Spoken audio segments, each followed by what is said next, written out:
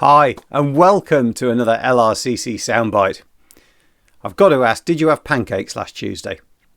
I wonder what your favourite topping is. I'm always overly tempted. I can't stay away from the traditional lemon and sugar.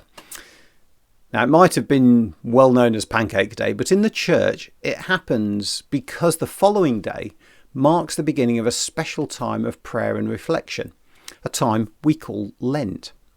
It's a period of 40 days happening before Easter. It starts on Ash Wednesday, the day after Shrove Tuesday, this year on the 2nd of March, and ends the day before Easter, April the 16th.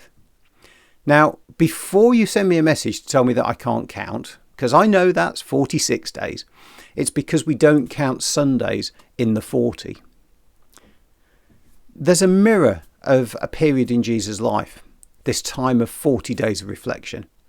Although it didn't begin with pancakes, and it was a bit harder than we generally make Lent.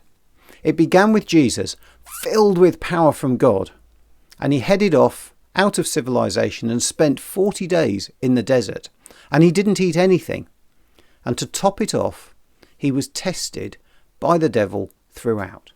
And three of these temptations are recorded for us. And they give us an insight into aspects of what was going on. As time went on, Jesus was hungry. Well, who wouldn't be? As I said, he didn't eat for the 40 days.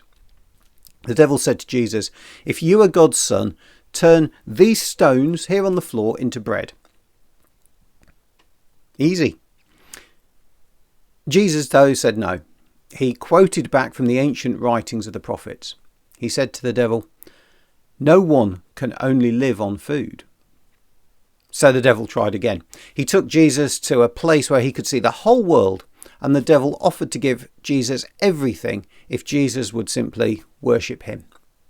Again, Jesus quoted the ancient books and said, "Worship and serve God only." By now, the devil's probably getting a little bit frustrated, but is also getting the idea that Jesus keeps quoting from the old books, the old scrolls. So he tries the same. He took Jesus to the highest point of the temple in Jerusalem and said to Jesus, "Jump off, because the writings say God will send his angels to catch you." And Jesus turned straight round to him and said straight back, "Those writings also say, don't test God."